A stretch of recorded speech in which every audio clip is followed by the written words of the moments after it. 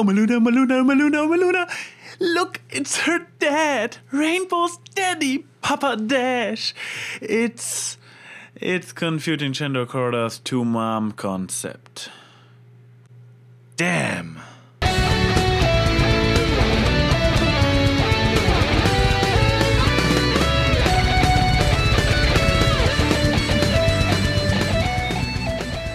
Hello out there, this is the TheAnYPony and welcome to my review of games Ponies play. Well, what can I say about this episode? The plot was not very engaging, neither was its presentation. The two new introduced support characters are pretty bland and weird. The biggest drama in this episode is the completion of a hairdress, and the happy ending was just horse apples. And I enjoyed it as hell. Yes, this episode was not good by any standard, and it won't appear in any of my future top lists either. No, I have no top lists planned yet. But come on, we have a big hiatus in front of us and every YouTuber does top lists sooner or later. Anyways, despite all the flaws, I had a good time watching this episode. I can imagine people who enjoyed Spike at Your Service or Just for Sidekicks getting pissed at me right now for trash talking about episodes they like and being less aggressive towards another not good episode they maybe hate. But be assured, there will be a lot of trash talking during the upcoming minutes. But why have I been so aggravated by the previous episodes while I am all happy right now? I'd say it's because this episode is so mediocre through and through, there is simply nothing to throw me off. There were no terrible character misrepresentations like in Spike at Your Service, and there was also no lost potential that felt wasted on the episode like in Just for Sidekicks. So, for all the fans of the latter episodes, remember this: you only get emotional and angry about something you care for otherwise. Me getting pissed at Just for Sidekicks shows my investment for this episode. And yeah, investment is not really the word I'd use to describe my feelings towards games Ponies play. It falls more into the category of enjoying the simple things in life, with emphasis on simple. So let's go through all the up and downs of this episode, so we are ready for a hopefully far more worthwhile and probably fandom splitting season's final next time. Something worth mentioning for being actually good was the tie-in with the previous episode, starting out with the opening scene being identical to a scene from the previous episode. Then, just in time before the door closes, the perspective switches over to Twilight and we follow the new storyline. Nicely done. What makes you wonder why they screwed up the resynchronization at the end so much? I'm not talking about the final scene. Rearranging the hidden characters for the final shot is completely fine, and this is done on purpose. No, the screw up is this one. Fluttershy turns towards the falling luggage too early, and where are her saddlebags? How can you get this wrong? This is Flash. You have the files on your hard drive. And you must have known this, because you clearly reused the old footage. So, you made the changes on purpose? Why? But the animators did some derpy things that day. Defying gravity! Pinky's out of control expressions. Mixed up cutie marks.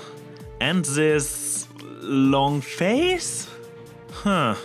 I guess they focused on other pretty nice looking scenes like this one instead. While we are on the topic of visual aspects of this episode, what is up with the Crystal Ponies look?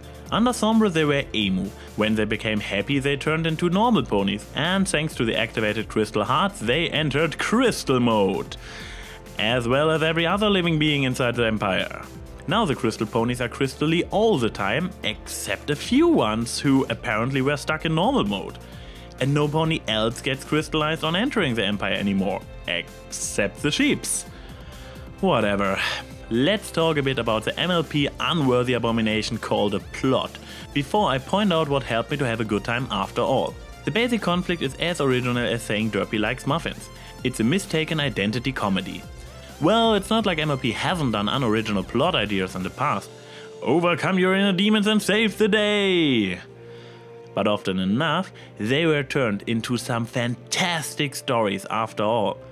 This time though, they go nowhere with it. A few shenanigans surrounding the crazy chicken pony and a nonsensical last minute turn towards an out of nowhere happy ending. The real Game Inspector was a complete waste of time. Her presence gets revealed mere moments after the initial mix-up, killing all possible mystery about the nature of this episode in the very beginning, even so this revelation could have been seen coming from Canterlot Castle. Then we get to see her getting splashed with water 2 times before she returns for her big moment in the end. This is where you've been. I will have you know this is by far the worst welcome I've had in all my years. I just finished hearing about how this pony was just treated to the warmest, funnest, most fabulous reception she ever had. Seriously? Talking about schizophrenia. Well, as I said, nonsensical and out of nowhere. On the subject of nonsensical and out of nowhere, let's have a short commercial break.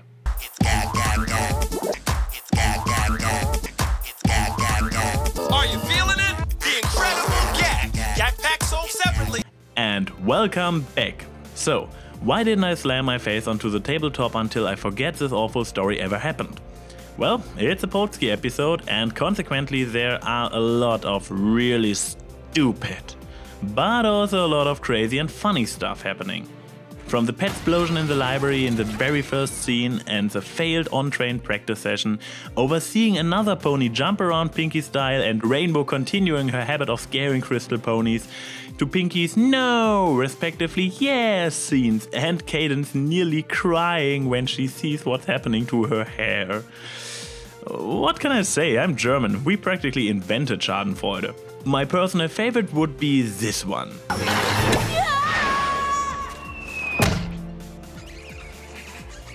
It's such an abrupt ending to the previous chase scene and Rarity being all oblivious about Rainbow sliding down the giant window in the background. It just cracks me up every time. Something strange in regards of days after Crash hairstyle. Is it just me or does she, as messed up as she is in this moment, look more feminine with it? Well, what about Twilight's new calming down trick she learns from Cadence? I thought it was a nice touch, and I enjoyed the moment it failed on Twilight after all. Damn, I'm really digging the mean-spirited jokes today. But I really hope this is not the end of Twilight's freak-out moments.